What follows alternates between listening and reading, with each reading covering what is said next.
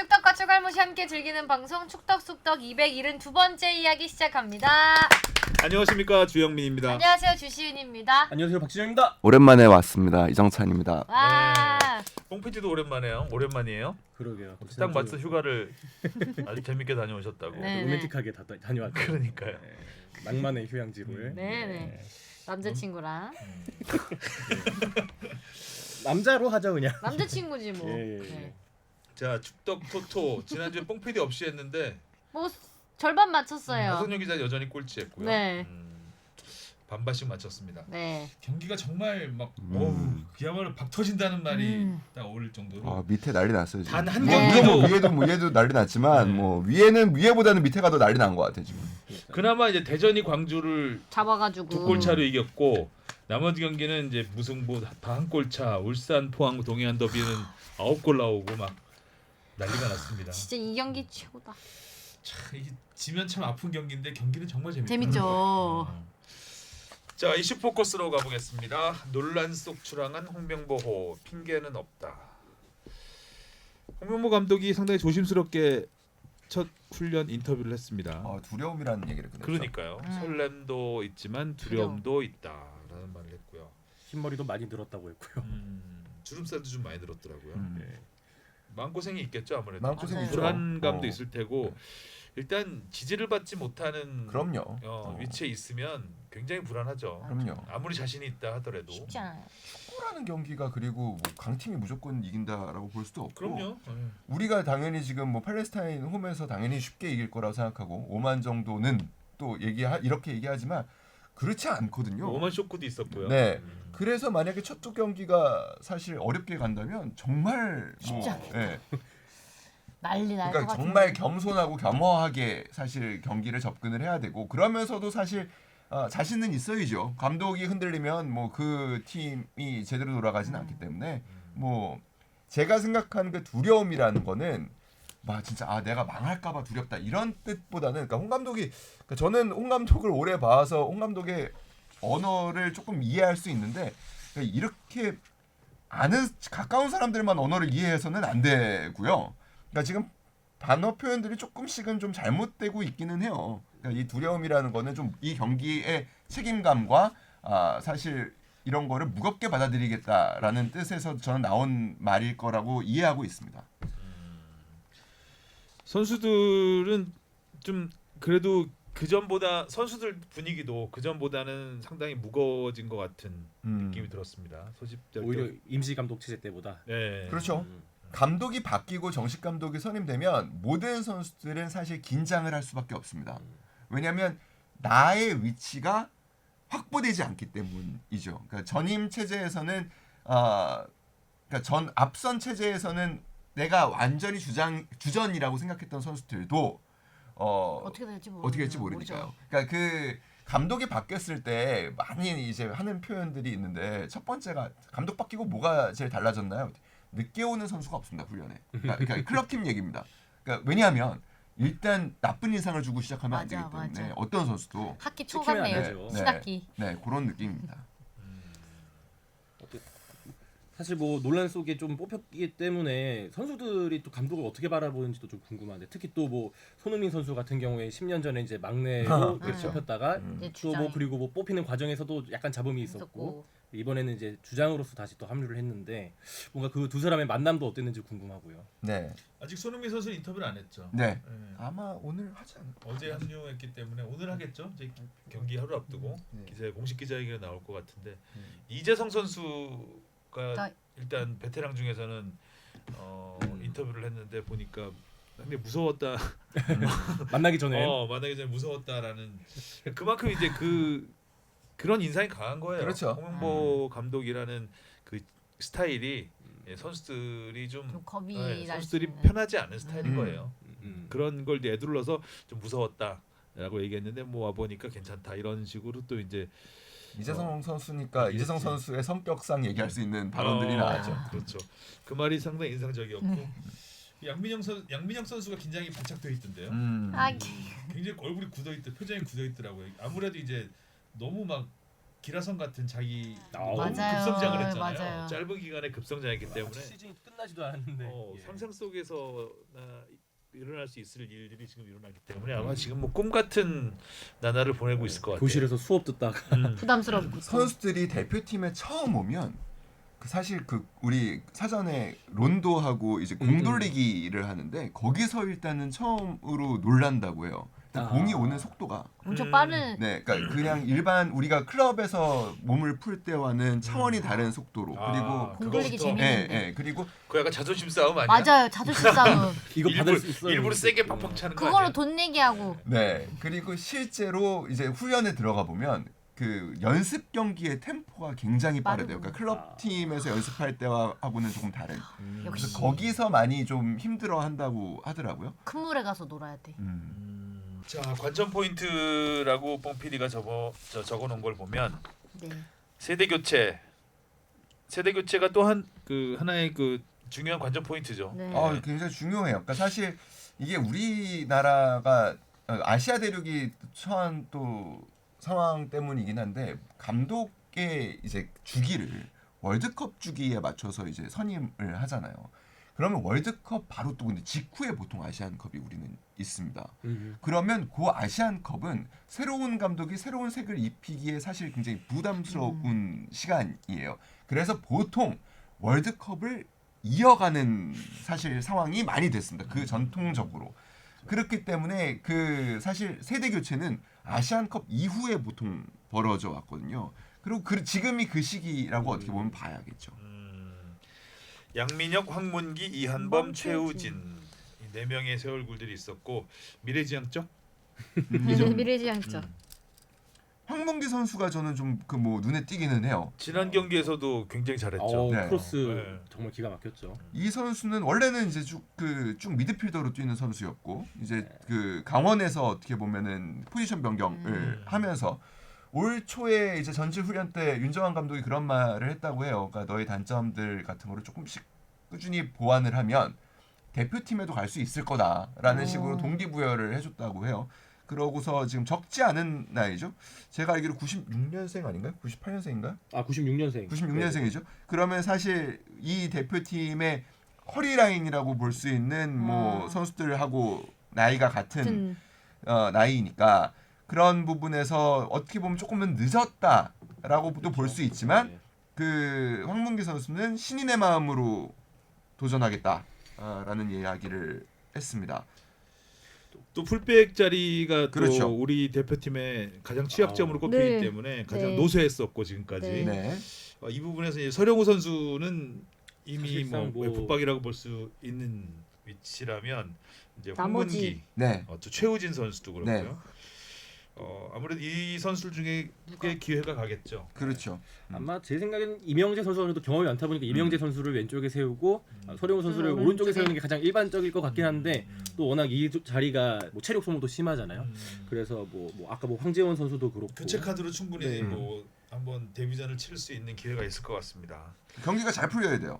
잘 풀려야죠. 잘 풀려야죠. 그래야 또 가죠. 잘 풀려야 그냥 됩니다. 교체도 많이 하고 하는데. 팔레스타인전에서 그래야 사실은 양민혁 선수는 그러니까 이 자리는 진짜 아우, 난리도 아니에요. 그러니까 지금 뭐 울버햄튼에서 좋은 뭐 올 시즌 초반에 좀 어려움을 갖고는 있지만 이따 또 얘기하겠지만 황희찬 선수가 사실 주전 자리를 장담하기 어려운 자리예요.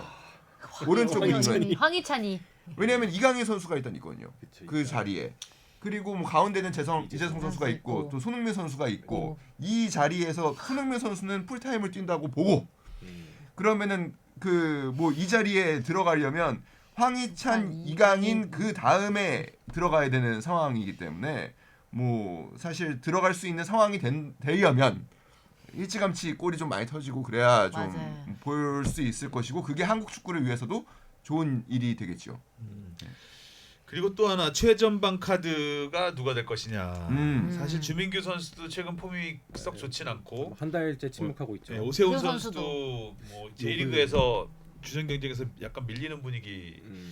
분위기이기도 하고 손흥민 선수가 올라 손톱 할 수. 아무래도 근데 주민규 선수가 지난 경기에서 좀 잘했기 때문에 또 홍명보 감독의 스타일하고 또 맞는 부분도 있기 때문에 같이 가장 했고. 최근까지도. 주민규가 선발로 가지 않을까. 그렇게 생각해보면 주민규 선수가 약간 침묵했던 게 홍명보 홍명보 감독님이 떠나서 떠나는 그 시기랑 겹치는 것 같기도 하고요. 그런가? 어떻게 보면 반대로 생각하면 이제 홍명보 감독이 주민규 선수를 가장 잘 썼다고도 볼 수 있는 거니까. 아니 사실 김판곤 감독 체제 이것도 뒤에서 얘기할 수 있나? 아무튼 그 김판곤 감독이 울산을 맡고서는 사실 외국인 선수들만 거의 득점을 하고 있고 그렇죠. 많이 예, 넣더라고요. 지금 뭐 수비에서 어떻게 보면은 그 이제 크로스를 올린 거를 헤딩으로 넣었던 경우가 하나 있었던 것 같고 나머지 공격수들 국내 공격수들이 골을 넣은 거는 제 기억에 거의 없었던 것 같아요.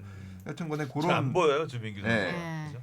그 이제 결국에 손흥민 선수를 어떻게 활용할 것이냐, 손흥민의 공격력을 어떻게 극대화할 것이냐라는 문제를 어떻게 홍 감독이 풀까에 대한 질문이 있었는데 홍 감독은 일단은 손흥민 선수의 선호를 이야기를 했죠. 그러니까 손흥민 선수는 개인적으로 이제 왼쪽 측면에서 공을 좀 넓게 받아서 그 앞에 공간이 좀 있는 걸 좋아하고 그 공간을 활용한 뭐 드리블이 됐든 침투가 됐든 하는 거를 선호하는 걸로 알고 있다. 들어오면 얘기해 보겠다라는 얘기를 했어요. 근데 우리 대표팀에서도 사실 그렇게 활동하는 게 조금 더 손흥민 선수를 극대화할 수 있는 방법이 아닌가. 최근에 토트넘 경기를 봐도 답답해요. 측면에 두면 받아줄 사람이 없고 없고, 컵으로 나오면 줄 사람이 없고. 네. 그런 일이 우리 대표팀에서도 뭐 없었으면 좋겠지만 있을 가능성도 사실 높기 때문에 네 그렇습니다. 그게 그래도 팔레스타인인데. 조금, 네. 이강인 선수 있잖아요, 잘 주는. 기대해 뭐 보자. 경기는 잘할지 않을까 싶어요. 네. 뭔가 여러 가지 분위기상 선수들도 마음가짐도 더 세게 굳게 먹었을 것이고 뭐 감독도 마찬가지고요. 뭔가 좀 보여주고 싶겠죠. 네. 팬들의 마음을 돌리려면 뭐 전술적인 것도 뭐 쉽지는 않겠지만 전술적인 면모도 좀 보여줬으면 좋겠고요. 홍 감독이 좀 이렇게 기자회견이나 인터뷰 같은 걸 좀 잘했으면 좋겠는데 그래. 근데 그런 그 말 한마디 한마디가 스피치를 그 통역 부상을 그러니까 그게 잘못된 거라고. 예전에 이제 선수 시절에도 기자들이 제일 어려워하는 선수가 홍명보예요. 그러니까 항상 그 선수단에 있을 때 웃질 않아요 일단. 맞아요. 인상이 좀 웃질 그렇죠. 않고 인상을 하고 그 기자들과 눈을 안 마주쳐요. 약간 땅 쪽을 바라보고 얘기해요. 키도 커서 이제 기자들이 작기도 하지만 약간 좀 그 아래쪽을 보고 얘기를 하고 좀 그런 스타일이라 좀 고개도 잘 돌리지 않고 저 홍명보 그래서 감독님은 그러니까 본 적이 없어. 그런 스타일이어서 이렇게 부드럽지 못하죠. 그래도 어제 기자회견 보니까 인터뷰하는 거 보니까 웃긴 좀 웃으시던데. 그러니까 스스로 노력을 해야죠. 네, 스스로 노력하고 있는 거예요. 노력하고는 그래서, 있는 것 같아요. 그래서 그러니까 그 특유의 어떻게 보면은 그 카리스마 그리고 자신감 이런 것들이 독이 되어 돌아올 수 있다라는 거를 본인 스스로 굉장히 잘 인지하고 있는 것 같고 그래서 겸손하고 그 조금은 부드럽게 풀어가려고 노력을 하고 있는 것 같아요. 한 번에 받기가 쉽지 않으니까요. 그렇죠. 그러니까 이미지를 보여줄 수 있는 홍명보 감독의 이미지 변신을 이미지라고 하긴 좀 그렇지만 어쨌든 뭔가 깨닫고 좀 달라졌다는 모습을 보여줄 수 있는 거는 기자회견밖에 없잖아요. 인터뷰하고 맞아요. 뭐 경기장에서 경기로는 당연히 보여줘야 되는 것이고 그 외에 근데 단지 경기 결과만으로 팬들의 마음은 돌릴 수 없다고 생각을 해요. 그래서 홍명보 감독이 좀 더 좀 팬들의 마음을 좀 녹여줄 수 있는 더 그 비판을 다 받으면서 말 한마디. 좀 더 팬들에게 다리를 놓을 수 있는 그런 말 한마디 그리고 맞아요. 그러기 위해서는 갑니다. 기자들하고 이제 그런 언론 플레이라고 하면 좀 그렇지만 미디어 대응을 좀 더 친숙하게 할 필요가 있죠. 지금까지는 굉장히 까칠한 스타일의 선수와 감독이었기 때문에 전무 시절에는 좀 괜찮았었는데 전무 시절에 네, 괜찮았고요. 전무 시절에 만나면 그러니까 개인적으로 농담도 하고 그랬어요. 그 러시아 월드컵 같이 갔었는데 그래서 저런 면이 있었나 이 사람한테 약간 이런 맞아요. 생각까지 할 정도로 먼저 다가와서 인사도 하고 오. 절대 안 그러거든요. 이렇게 이름 불러도 못 들은 척하고 가는 스타일. 원래 약간 그런 가서 붙잡아야 돌아오는 스타일인데 그냥 그때 또 있는데 약간 와서 비즈니스적 마인드가 약간 있으셨나 좀 봐요. 그 위치가 또 자리가 사람을 만드니까. 만든다고 조금 달라진 면 그 부드러운 면을 좀 봤거든요. 근데 또 감독이 되니까 또 다시 굳으셨어요. 굳은 것 같은데 선발 과정에서의 어려움이나 이런 거는 그 얘기를 좀 드리자면 그러니까 선수들이 조금 뜨악했던 부분은 선수들도 똑같더라고요, 팬들하고. 그러니까 울산에 있는다는 거 아니었어? 이 부분에서 말 바꿔줬다. 선임 과정에서 그러니까 왜 이게 이렇게 하루 만에 바뀐 거야? 우리 모두가 어떻게 그렇게 될 수 있냐고 했던 그 네, 부분. 그러니까 그 부분을 그러니까 제가 몇몇 선수들한테 들어보면 자 일부 언론에서 얘기한 것처럼 선수들이 뭐 반대의 뜻을 드러냈다거나 그러니까 조금 그건 좀 와전된 것 같고 굉장히 의아해는 했다고 하더라고요. 그러니까 어떻게 안 하신다는 거 아니었어? 그러니까 이렇게 홍 감독을 아는 선수들도 강하게 워낙 말씀을 했으니까 그런 부분에서는 조금 뭐 미스테리네. 있었다고 합니다. 가장 아쉬운 부분이죠. 네. 이제 그거에 대한 좀 많이 노력을 해야 될 거예요. 네, 네. 풀리지 않았기 때문에. 자, 지난주 K리그로 가볼게요. 쉬어도 쉬는 게 아닌 휴식기. 아우 바빠졌을 거예요. 선두권도 강등권도 전민 가격. 일단 그런데 점입 가격.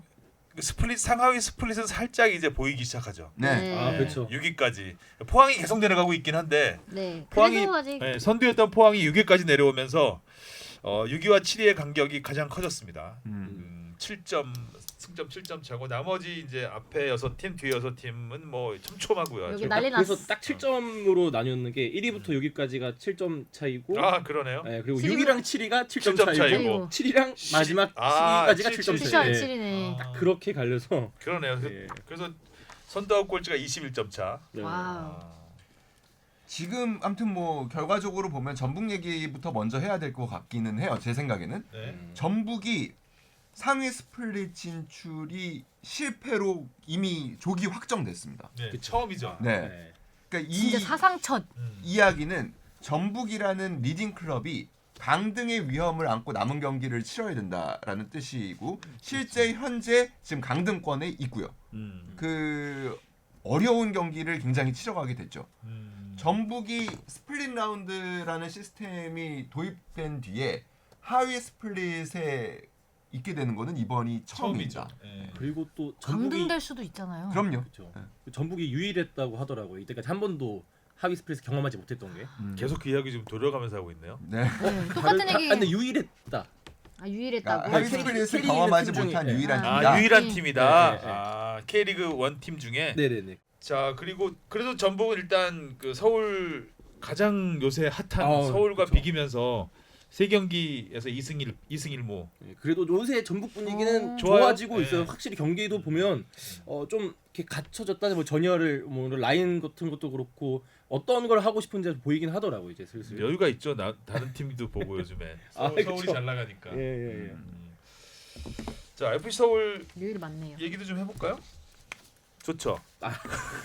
오랜만에 들어볼까 봐요. 예. 분석 좀 해주세요. 뭐가 이렇게 좋아졌어요? 뭐 일단 뭐 감독님 얘기를 안 할 수가 없는 게 일단 감독님은 당연하게 디폴트로 깔고 가야 될 것 같고 아무래도 요새 상승세는 이제 영입생들의 활약으로 봐야 되지 않을까. 특히 딱 적재적소에 우리가 고민이었던 그 부분을 메워줬던 게 일단 우리래 우리. 그게 우리라는 표현을 쓰고 있네요. 예.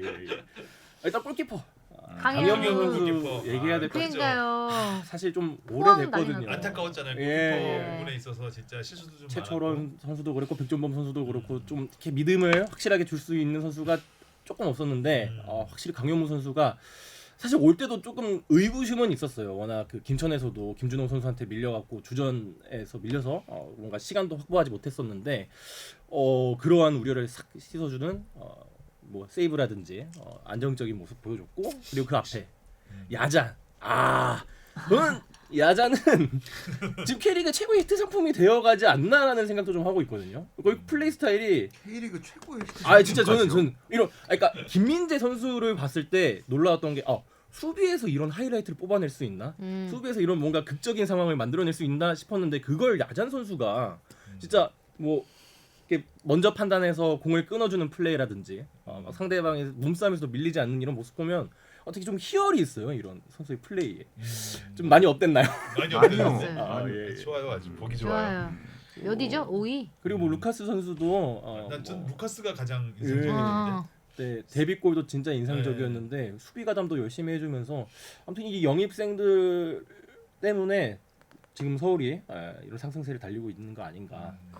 아무튼 뭐 홈에서도 이제 축구 그쵸. 맛이 날 것 같아요. 맞아요. 홈에서 지지 않고 계속 이기고 있어요. 하나은행에서 그 우승팀 그 하고 걸고 하는 적금 있어요. 맞아요. 네, 맞아요. 맞아 하나는 적금 있어요. 네, 네. 그 같이 들어가면은 우대금리 더 줘요. 우리 다 들어가 볼래요? 그 서울 한번 아니 왜 서울 가능성이 없진 않아요. 그쵸. 충분해요. 또 기세로 보면 지금 1위 팀 강원도 잡았었고 저번 경기. 그래요?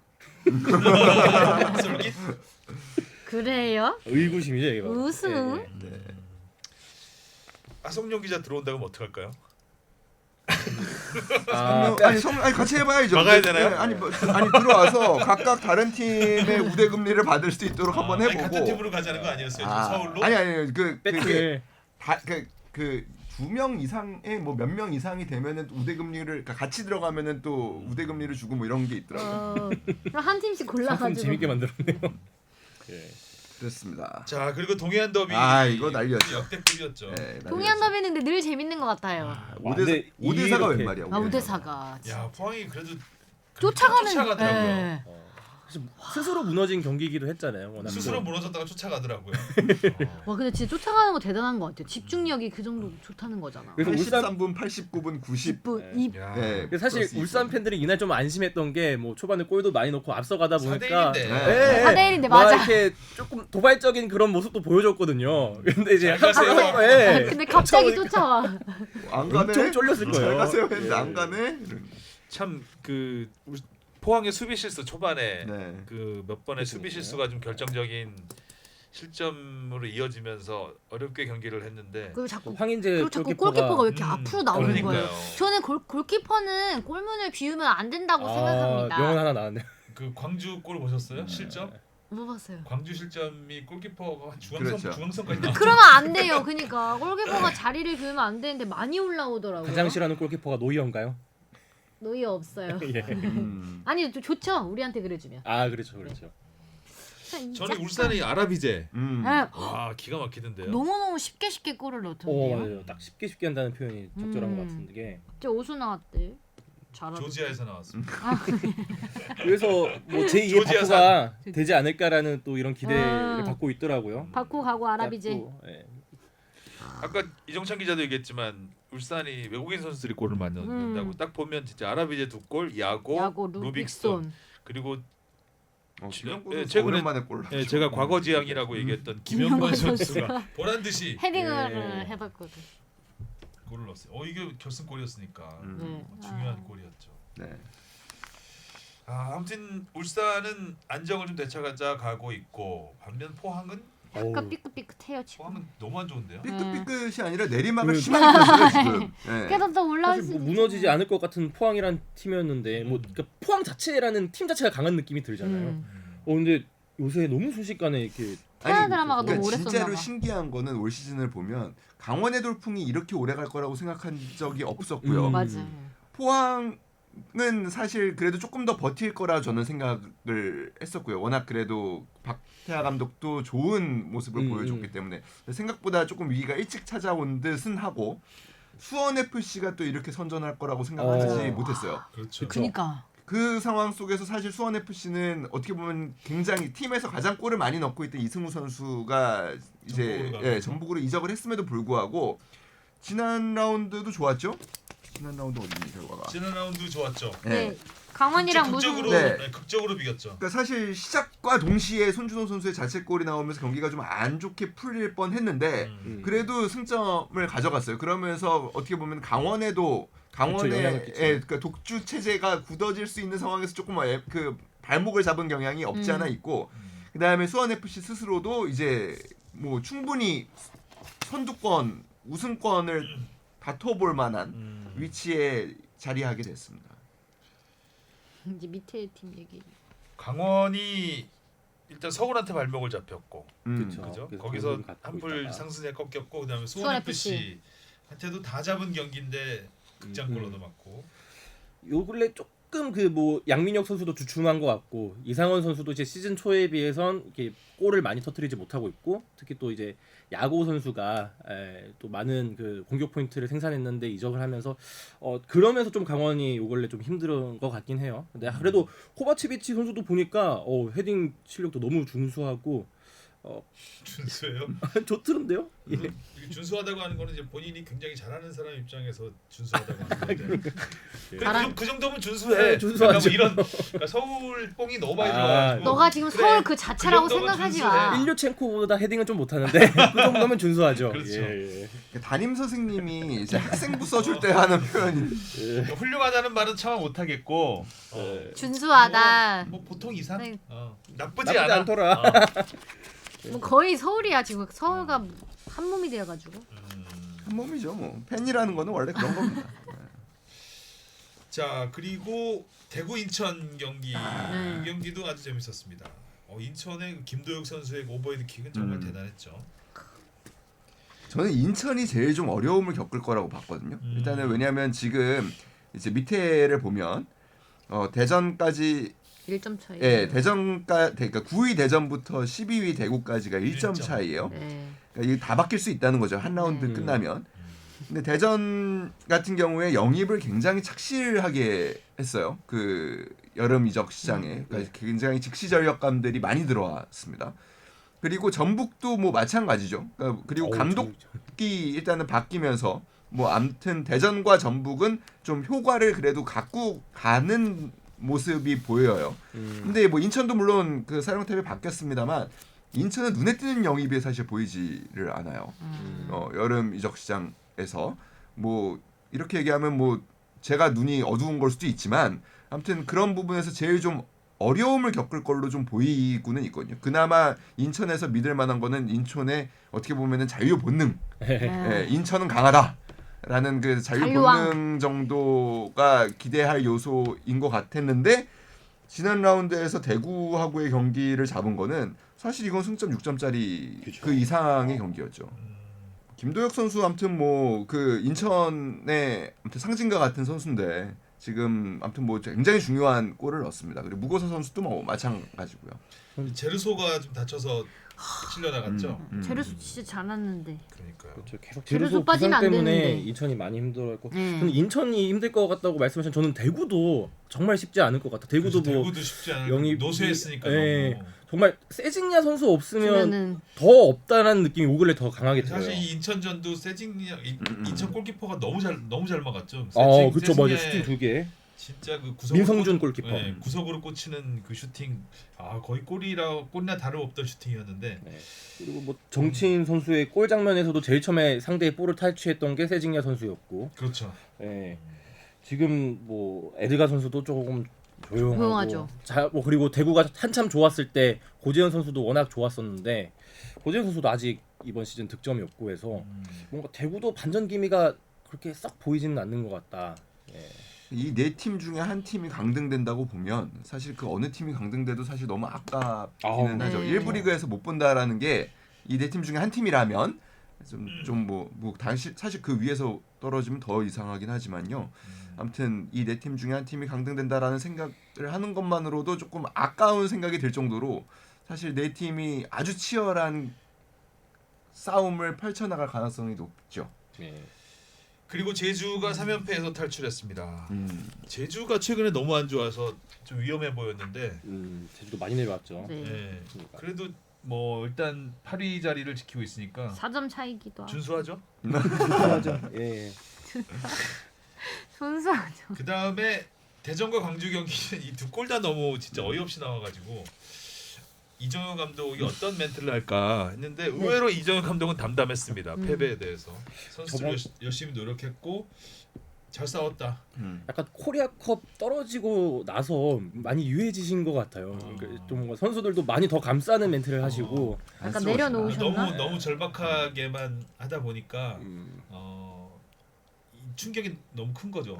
지고 난 그 뜻대로 경기가 안 되면은 정신적인 충격과 그 선수들이 갖는 분위기에서의 그런 변화. 그래서 아무래도 좀 분위기를 좀 좋게 가져가 보려고 하는 게 아닐까. 근데 좀 두 골 너무 경기 시작하고 한 58초? 예, 그 정도 만에 윤종 선수 골. 골키퍼의 어이없는 실수. 그다음에 두 번째는 뭐 실수도 실수지만 실수라기보다는 근데 왜 이렇게 라인을 너무 많이 끌어올렸죠? 그렇죠. 그럼 이창근 골키퍼까지 나와가지고 물론 안 나왔어도 먹힐 가능성이 높았던 골이긴 했지만 여하튼 좀 다들- 광주 입장에서는 두 골 다 너무 허무하게 스코어 실점. 많이 많이 안 나오네. 풀리는 경기였죠. 자 그리고 해외파 얘기를 잠깐 하고 가죠. 손흥민 선수 얘기 앞에서 잠깐 했는데 네, 답답하죠. 토트넘 진짜 그렇대요. 네. 그래요. 너무 준수하지 않아요. 오늘의 키워드다. 준수. 준수. 경기를 보는데 기대가 막 그렇게 되는 장면이 잘 없더라고요. 어, 주변에 선수들도 너무 스쿼드도 얇은 것 같고 오히려 변치 않는 건 공격 축구. 근데 그쵸. 수비는 뻥뻥. 라인을 그 정도로 올려서 어. 사실 두 번째 골 이제 결승골 먹혔을 때는 그냥 뭐 패스 한 방에 모든 게 그냥 끝났잖아요. 너무 올리니까. 그러니까요. 너무 위험한 축구를 하고 있다. 사실 뭐 첫 번째 실점 장면도 마찬가지고 두 번째 실점 장면도 마찬가지고 로메로의 위치는 굉장히 잘못돼 있었죠. 그러니까 결과적으로는 그렇습니다. 그 비디오 분석을 해보면 사실 모든 실점 장면에서 중앙 수비수를 욕할 수밖에 없습니다. 그러니까 그런 점에서 김민재 선수가 겪고 있는 지금 시즌 초반의 그런 비판들도 어떻게 보면 일맥상통하는 부분들이 있어요. 그러니까 이런 선수들의 장점은 결국에 공을 갖고 있을 때 그 앞으로 피딩하는 능력 그리고 경기를 이제 빌드업해가는 과정에서 굉장히 좋은 모습을 보여주고 또 1대1 능력에서 또 좋은 모습을 보여주는 거는 사실이지만 너무 앞에 있다가 혹은 또 너무 도전적으로 수비를 하다가 굉장히 그 치명적인 실수 그리고 경기 결과에 직결적인 장면을 만들어내고 한다는 게 문제거든요. 뭐 그런 장면이 사실 이번 경기에서는 로메로한테 보였던 거죠. 두 번의 실점 장면에서 다 위치가 너무 높았고 그 다음에 우리가 역습을 당하는 상황에서 어떻게 보면 커버도 너무 늦었어요. 저는 뭐 개인적인 실수도 실수지만 감독? 포스테코글루 감독이 조금 현실과 타협을 해야 될 것 같은 감독 게 스타일인 거죠. 그러니까 예. 어떻게 보면 그 투자도 몰빵을 하면 안 되거든요. 아, 그러니까 저 분산 나눠서 투자. 분산 그렇죠. 투자해야죠. 그러니까 그건 기본 이게 기본 진짜 베이스고 그건 뭐 디폴트라고 할 수 있고 거기서 이제 자기가 전략을 짤 수 있고 근데 그 모든 뭔가를 그 도전을 하거나 투자를 하거나 뭐 시도를 할 때 최악의 상황은 면해야 되거든요. 이게 안 됐을 경우에 맞아. 최악은 막아야 되는 차선책 뭔가 그런 전략을 짜야 인생. 되는데 이거 안 되면 그냥 끝나는 거예요. 끝나는 거잖아요. 근데 이게 참 어려운 것 같아요. 그러니까 제가 최근에 그 조기 축구, 동아리 축구가 동호회 축구 같은 걸 하다가 그 우리 K리그에서도 자주 경기를 많이 뛰고 훌륭했던 경력을 가진 이원영 선수, 중앙 수비수 했던 이원영 선수하고 같이 경기를 뛰어본 적이 있어요. 저도 중앙 수비를 보거든요. 그래서 이원영 선수한테 많이 배우면서 이제 여러 가지 얘기를 경기 중간 중간에 했는데 제가 경기 끝나고 그 얘기했거든요. 나한테 조언할 거 하나만 얘기해주면 뭐 해주겠냐고 그랬더니 중앙 수비수가 중앙을 비우는 건 안 된다라는 얘기를 하더라고요. 그러니까 이게 전통적인 어떻게 보면은 물론 또 그 동네 축구에선 더더욱 그러니까 우리가 중앙 수비수로 바라보는 관점입니다. 근데 지금 보면 로메로 선수도 그렇고 김민재 선수도 그렇고 유형이 중앙을 다소 비우는 스타일이에요. 그 비우면은 딱 다른 선수가 좀 메꿔주는 메꿔주고. 그런 게 있어야 되는데 그러니까 이게 현대 축구가 참 어려운 부분이 그런 부분인 것 같아요. 그래야지만 사실 어떻게 보면은 또 공격에서 더 기회를 잡을 수 있고 창출할 수 있는 부분인데 뭔가 변화를 주고 다르게 해야지 상대를 우리보다 전력이 센 상대를 잡을 수 그렇죠. 있다라는 네. 아이디어에서 나온 전술인 거죠. 어떻게 보면 네. 위험할 수 있는. 그렇죠. 근데 이게 유기적으로 돌아가지 않으면 또 굉장히 위험해. 네, 네. 안 좋아지죠. 비워도 되는데 이제 그 다음이 문제인 거죠. 그래서 김민재 선수가 겪고 있는 어려움들이 시즌 초반에 그런 거죠. 2라운드 개막전이었나요? 개막전이었죠. 예, 개막전이었죠. 측면에서 사실 패스가 늦었어요. 그러면서 상대 압박에 공을 뺏기면서 이제 실점을 줬고요.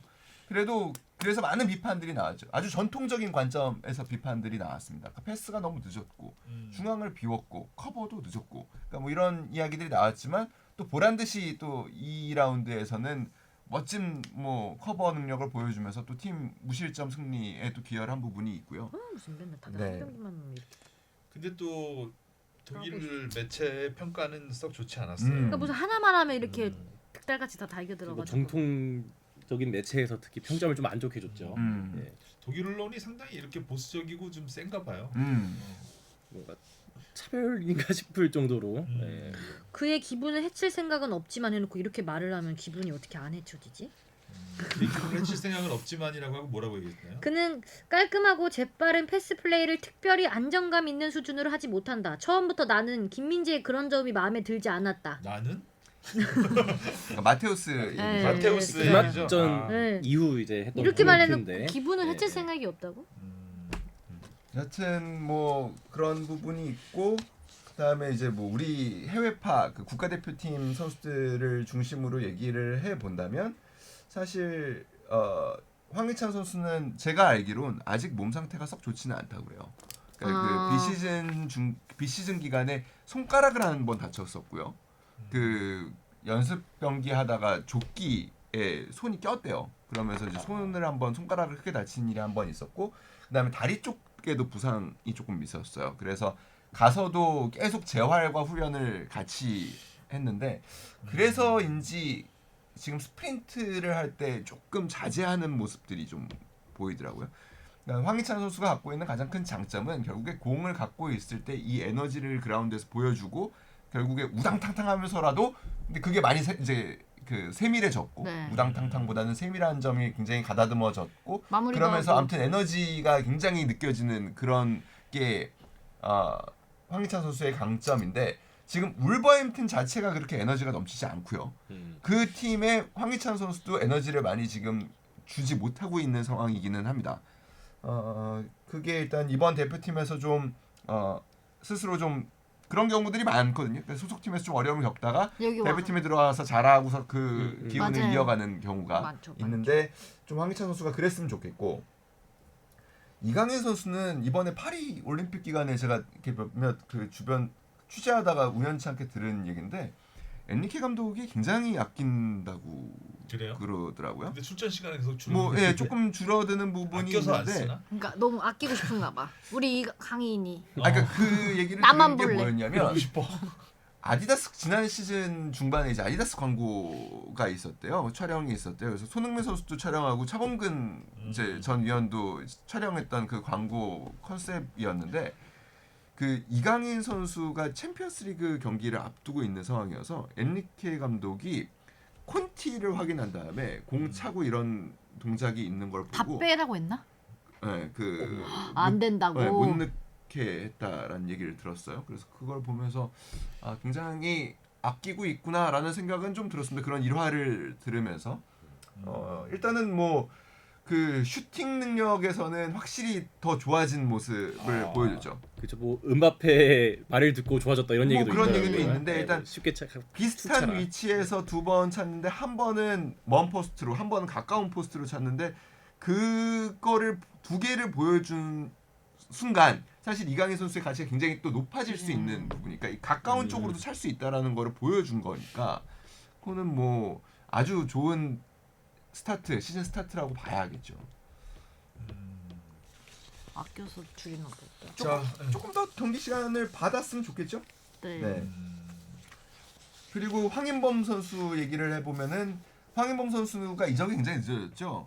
이거는 마지막 지베지다의 요청이었다고 해요. 그러니까 지베지다가 어떻게든 황인범 선수를 활용해서 챔피언스리그 본선에 가겠다라는. 그래서 챔피언스리그 플레이오프 2차전까지는 어떤 협상도 하지 않았던 사실상. 그러니까 팀에서 그러니까 진행을 시키지 않았다고 해요. 그러니까 오퍼들이 와도 무조건 일단 챔피언스리그 2차전까지 한다. 그래서 황인범 선수가 챔피언스리그 2차전을 치른 다음에 눈물을 흘린 장면이 있었잖아요. 그러니까 그 장면에는 여러 가지 의미가 있었는데 그러니까 내가 이렇게 애쓴 결국에 챔피언스리그 본선에 다시 나가게 됐다라는 것과 이제 여기까지가 나의 이 팀에서의 임무였구나라는. 멋진데요. 네. 팀 또 본선 만들어 이런 놓고 거. 만들어 놓고.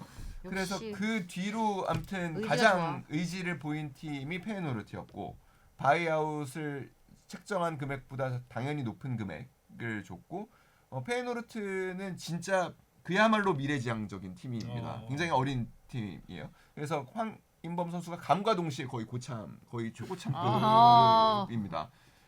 그래서 여튼간에 그 황인범 선수의 능력을 높게 보고 그리고 또 경험을 높게 보고 영입을 적극적으로 해서 이적 시한 마감일에 이제 결국에 가서 사인을 하게 됐고 황인범 선수는 뭐 인터뷰에서 그런 얘기를 했죠. 내가 뛰어본 팀 중에 가장 빅클럽이다. 그런 말 처음 해보는. 오래 머물고 싶다. 오래 보고 싶다 이런 말 처음 그리고 해본다. 4년 계약도 좀 이례적이죠. 좀 길게 한 편입니다. 그쵸, 또 나이를 또 고려해 보면. 네, 그리고 이런 얘기는 스스로 처음인데 네. 나는 이 팀에 오래 머물고 싶다. 처음 해본다. 얘기를 했죠. 그 황희범 선수 보면 참 대단하죠. 그러니까 대전에서부터 시작을 해서 맞아 그때 이부 리그 네, 이부였어요. 그때 시작을 해서 이제 대표팀에 뽑히면서 대표팀에서 욕도 자기 많이 능력을 먹고. 보여주고 욕도 많이 먹고. 능력도 보여주고 예. 그러면서 이제 그 해외 무대를 위해서 유럽으로 바로 가지 않고 이제 미국부터 해서 미국을 거쳐서 결국은 어쨌든 또 러시아에서 고생했잖아요. 또 네. 고생했죠. 뭐 코로나도 있고. 전쟁도 있었고. 네. 근데 페예노르트 정도 클럽이면 그렇죠. 그냥 빅클럽으로 손꼽기는 어려워도 준수하죠. 준수하죠. 준수하죠. 준수 또 나왔어. 일단 그 네덜란드 리그에서는 항상 탑3에 꼽히는 팀이고, 그렇죠. 그죠? 뭐 아약스, 그리고 에인토벤. 챔피언스 리그에도 자주 나오는 팀이고, 네덜란드 좋아요. 아주 여기서 한 단계 더 올라가면 좋지 않을까. 그렇죠. 또 워낙 또 네덜란드 리그에서 뭐 여기서 더 프리미어 올라가면 리그 이제 또 그야말로 빅클럽으로 네, 가는 하는 거죠. 거죠. 또 뭐 빅리그로 가는 거죠. 그전에 또 슬롯 감독이 지금 리버풀 맡고 있는 슬롯 감독이 페예노르트 감독이었기 때문에 그런 기대감을 갖고 있는 팬들도 있고요. 일단은 본인 스스로는 챔피언스 리그에 그러니까 지난 시즌에 처음 데뷔를 해서 뛰었었죠. 그 경험을 한 번 더 살릴 수 있다라는 게 큰 장점으로 다가왔던 것 같아요. 맞아요. 송종국 선수 처음인가요? 그 이천수 선수. 이천수가 페예노르트에 잠깐 있었나요? 일단 페예노르트 하면 송종국 선수가 많이 떠올라서 좋은 활약했었어. 활약으로 좀 기억에 많이 남는 클럽이 됐으니까 그 이름이 황인범의 이름이 많이 남는 클럽이 됐으면 좋겠습니다. 그리고 예전에 제가 이 얘기 한번 했었잖아요. 그 손흥민 선수가 칼자루를 지금 쥐고 있다. 맞아요. 그리고 그 얘기를 했을 아, 때 계약 관련해서 많은 댓글에 뭐 그 팀에서 뭐 그 연장 계약 옵션 발동한다는데 뭔 소리냐 뭐 안 발동되고 있죠 지금. 제가 그때 한 이야기가 점점 현실에 가까워지고 있다라는 거를 말씀드리고 조만간 갑자기 발표 나는 거 아니에요? 그럴 수 있어. 그럴 수도 있어요. 근데 그 얘기는 제가 들었어요. 그 물론 협상이라는 건 진짜 사인 직전까지 아무도 모르는 거고 그 급물살을 타기도 하고. 암초. 손흥민 선수는 여전히 아무튼 그러니까 유리한 게 저는 맞다고 생각해요. 그리고 그 연장 옵션이라는 것도 손흥민 선수가 반대하는 상황에서 구단이 일방적으로 발동할 수는 없는 걸로 알고 있어요. 그렇기 때문에 손흥민 선수는 제가 보기에는 이번 시즌을 맞추면은 여러 가지 장점들이 있어요. 10시즌을 채우게 되면 구단의 공식적인 레전드가 돼요. 그래서 할 수 있는 게 자신의 이름을 딴 그 프렌들리 매치, 자선 경기를 은퇴 후에 개최할 수가 있어요. 소니 매치. 네. 와. 그러니까 이런 은퇴했는데. 영국 한복밖에 해서. 네. 그러니까 그런 부분에서 손흥민 선수는 그러니까 계속 최근 다 이런 배경들이 있거든요. 최근에 시즌 초반에 나온 얘기들이 레전드에 대한 인터뷰들이 계속 많이 나오고 있잖아요. BBC에서도 그랬고 스카이 스포츠에서도 그랬고. 그러니까 이 선수가 지금 처한 상황은 구단의 레전드로 가는 지금 어떻게 보면 마지막 그 문턱 앞에 있는 것이고 그러기 위해서는 이제 손흥민 선수는 스스로 겸손하게 낮췄죠. 아직 레전드는 아니고 레전드가 되기 위해서는 우승컵이 필요하다라는 이야기를 했습니다. 여튼간에 아무도 레전드가 아니잖아요. 뭐 그렇죠. 지금 사실 손흥민 선수의 커리어를 갖고 토트넘의 레전드라고 아니라고 얘기할 사람은 그렇죠. 없을 거고요. 해리케인도 아닌 거죠. 네. 로비킨도 아닌 거고. 네. 이제 그 손흥민 선수가 뭐 FA가 되든 안 되든 아무튼 이 상황은 결정적으로 손흥민 선수에게 유리하다. 그리고 제가 물론 뭐 이 자리에서 몇 차례 잘못된 정보를 드려서 뭐 사과를 드린 적도 있지만, 그러니까 저희가 다른 그래도 유튜브나 이런 데하고 좀 다른 거는 저희가 사실 이 방송을 통해서 뭐 수익을 내려고 하거나 그렇죠. 조회수를 막 하려고 어그로를 끌진 하지는 않잖아요. 저희가 무슨 광고를 합니까? 맞아요. 않잖아요. 음료수를 올려놓습니까? 저희가. 그러면 섹트부터 이렇게 만들면 안 돼요. 네. 그러니까 제가 저의 경우에는 제가 다소 좀 게을러서 좀 실수하는 거나 뭐 잘못된 정보를 드리는 경우는 있지만 나름 그래도 확인난 정보를 드리고 있으니까요. 고급 정보. 네, 하고 있으니까 뭐 좀 더 신뢰 갖고 좀 아니 좋아해 주셨으면 고마워하는 청취자들이 더 많을 거예요. 맞아요. 이런 이야기 들려주는 거는 뭐 얼마나 룰도 열심히 설명해요 우리. 그렇죠. 물어보는 거 다 대답해주고 맞아요. 좋겠습니다. 가끔 틀려서 시키는 그렇죠? 대로 다 하고. 나도 맞아. 설명이 꽤 준수하죠. 맞아. 노래도 불렀어 성룡이는. 맞아. 랩 모두 탕탕으로도 탕탕, 했잖아요. 탕탕으로도 다 해요. 자, 아무튼 잘해야죠 경기는. 네. 잘해야 되고 제발 무실점이길 바라십니다. 이번에는 매진이 안 된 것 같아요. 아직은 그런 거 같죠. 네. 얘기가 계속 있는데. 또 환불도 환불도 취소도 많다는. 그런 걸 좀 매끄럽게 잘해야 되는데 네, 그게 또 한번 뉴스에 네. 티켓 나왔었죠. 가격도 올리고 한번. 네. 좀 플래카드가 좀 걸리지 않을까 네. 그렇죠. 싶기도 하고요. 아무래도 홍명보 감독으로서는 험난한 복귀전이 될 겁니다. 일단 자 수고하셨고요. 다음 주에 만나요. 안녕. 안녕.